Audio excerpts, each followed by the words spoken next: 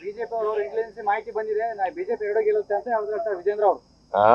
BJP 2 ಕಡೆ ಗೆಲ್ಲುತ್ತೆ, intelligence ಸೋಲ್ತೀವಿ ಅಂತ ಹೇಳ್ತಾರ, ಸೋಲ್ತೀವಿ ಅಂತ ಹೇಳ್ತಾರ ಅವರು. ಅಂತ ಹೇಳ್ತಾರೆ ಸರ್ 2 ಕ್ಷೇತ್ರ. ಈಗ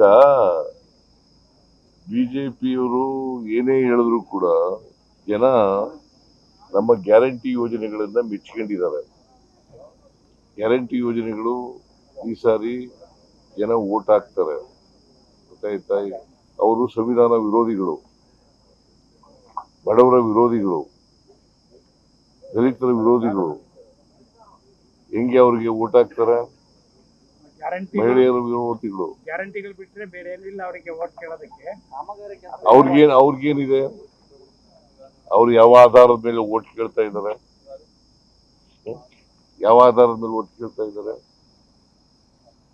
ಆಯ್ತಪ್ಪ, ನಮಗೆ ಅವ್ರಿಗೆ ಹೇಳ್ತಾರೆ,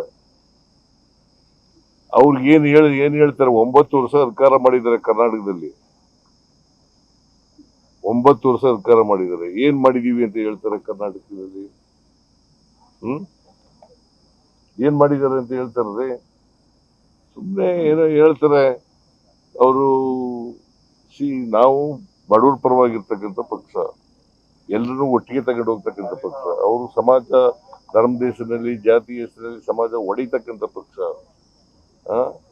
ಅದರಿಂದ ನಾವು ಎಲ್ಲ ಜನರನ್ನು ಒಟ್ಟಿಗೆ ತಗೊಂಡು ಹೋಗ್ತಕ್ಕಂಥ ದಲಿತರು, ಹಿಂದುಳಿದವರು, ಅಲ್ಪಸಂಖ್ಯಾತರು, ಮಧ್ಯಮ ವರ್ಗದವರು ಎಲ್ಲರನ್ನೂ ಕೂಡ ಒಟ್ಟಿಗೆ ತಗೊಂಡು ಹೋಗ್ತಕ್ಕಂಥ ಪಕ್ಷ. ಜೆಡಿಎಸ್ ಅಲ್ಲಿ ಕುಟುಂಬ ರಾಜಕಾರಣ ಮಾಡ್ತಿಲ್ಲ, ನಾವು ಜನರೇ ನಮ್ಮನ್ನ ಕರ್ಕೊಂಬಂದು ರಾಜಕಾರಣ ಮಾಡಿದ್ರು. ಯಾರು? ಕುಮಾರಸ್ವಾಮಿ. ಅವರು ಮನೇಲಿ ಏನ್ ಮಾಡ್ತಾರೆ? ಕುಟುಂಬ ರಾಜಕಾರಣ ಮಾಡಿ ಅವ್ರನ್ನ ಜನಗಳೇ ಕರ್ಕೊಂಡ್ಬಂದು ಆಯ್ಕೆ ಮಾಡಿದ್ರು. ಜನಗಳೇ ಮತ್ತೆ ಯಾಕೆ ಸೋಲ್ಸಿದ್ರು?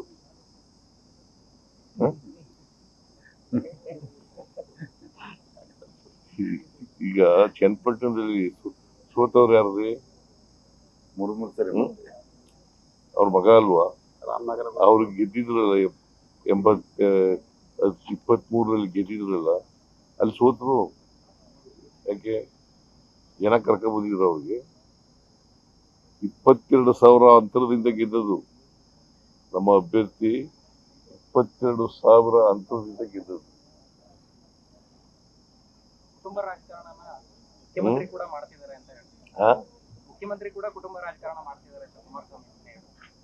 ಆಯ್ತಪ್ಪ, ಅವರು ಹೇಳ್ಬೇಕಾದ್ರೆ ಅವ್ರ ಕುಟುಂಬ ರಾಜಕಾರಣ ಮಾಡಬಾರ್ದಲ್ವಾ? ಅವ್ರಪ್ಪ, ಅವ್ರ ಮಕ್ಳಿಬ್ರು, ಮೊಮ್ಮಕ್ಕಳು, ಅವ್ರ ಮೊಮ್ಮಗ ಸೊಸೆ, ಇಬ್ರು ಸೊಸೆದಿರು, ಆಮೇಲೆ ಇಬ್ರು ಮೊಮ್ಮಕ್ಕಳು, ಎಷ್ಟು 4 ಜನ ಮೊಮ್ಮಕ್ಕಳು. ಜನ ಬಯಸಿದ್ರೆ ರಾಜಕಾರಣ ಮಾಡ್ಲಿ, ಮಾಡಬಾರ್ದು ಅಂತ ಹೇಳಲ್ಲ ನಾನು. ಜನ ಬಯಸಿದ್ರೆ ಪ್ರಜಾಪ್ರಭುತ್ವ ಇದು, ಜನ ಬಯಸಿದ್ರೆ ರಾಜಕಾರಣ ಮಾಡ್ಲಿ. ಆದ್ರೆ ಜನ ತಿರಸ್ಕಾರ ಮಾಡಿದ ಮೇಲೂ ಕೂಡ ಅದನ್ನು ಹೇಳೋದು ಇದೆಯಲ್ಲ, ಅದು ಇಟ್ ಇಸ್ ನಾಟ್ ಕರೆಕ್ಟ್.